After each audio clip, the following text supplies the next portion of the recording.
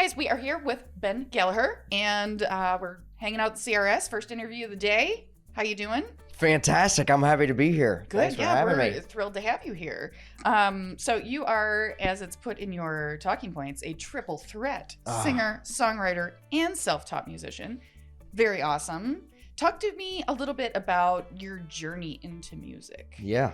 I'm originally from Pennsylvania, and I started playing guitar when I was 6. Growing up on 90s country, my parents got me a guitar. Nobody was musical in the family. And it sounds crazy, but it's true. It's like from then on, all I've ever done and wanted to do was sing and play country music. So I feel like I was born to do it. Awesome. So Nashville, country music, obviously. Nashville was the only place, so I moved here at 19.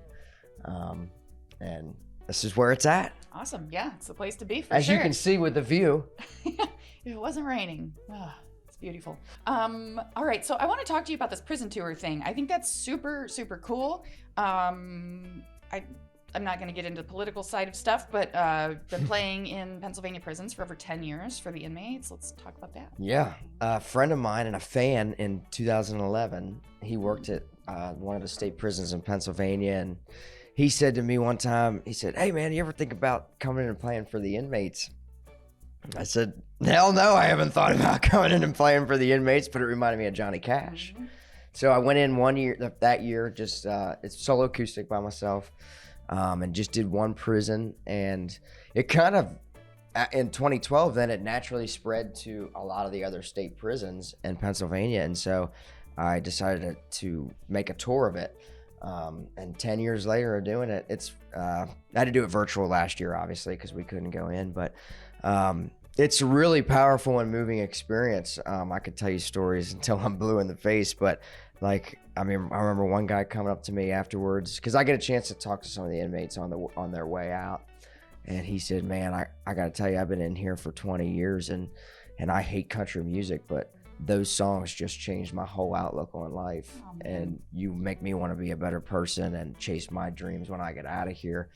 And it's so powerful, and it's a testament to the power of music, regardless of genre. I mean, obviously for me it's country, but to have an impact on people through music, that's the power of it. Absolutely, yeah, that is awesome. Just got chills. So you're working on your debut album. I am. Courts Hill. Talk to us about that.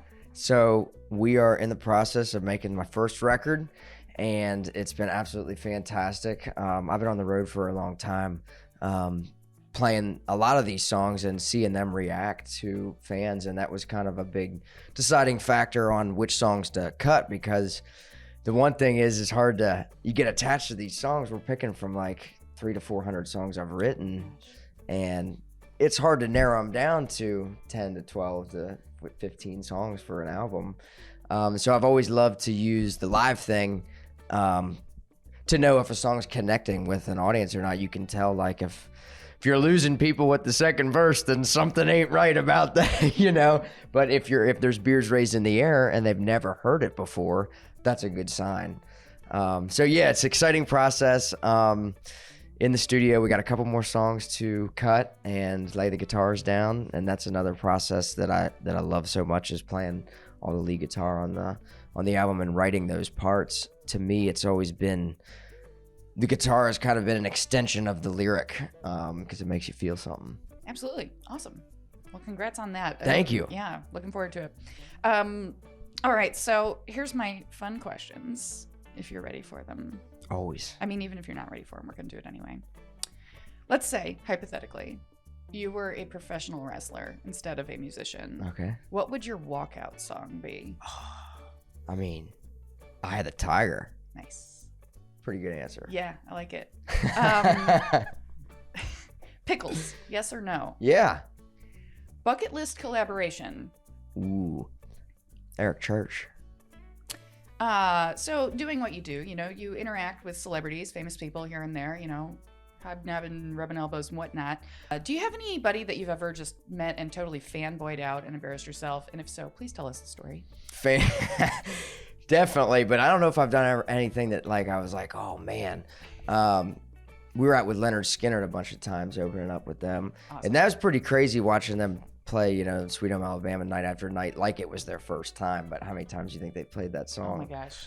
And at first they wouldn't really, they were standoffish to us, probably because they've had all kinds of different issues with opening, guys or bands. And so then we finally were able to, we broke that ice after a couple times. And then my bass player has this wacky hair. It goes like way up to him. And the tour manager, he didn't say much of all these shows. And then he walks over and says, "Who let him out of the cage?" Because he looked like he had this tiger shirt on and this crazy hair, but she had to be there. You need to see a picture of that. All right, we're doing this thing called the Dolly Tally. I need to know what your favorite Dolly Parton song is. Oh, man. Islands in the Stream with Kenny Rogers. I'm rooting for this one at this point. I think that's what I want to win.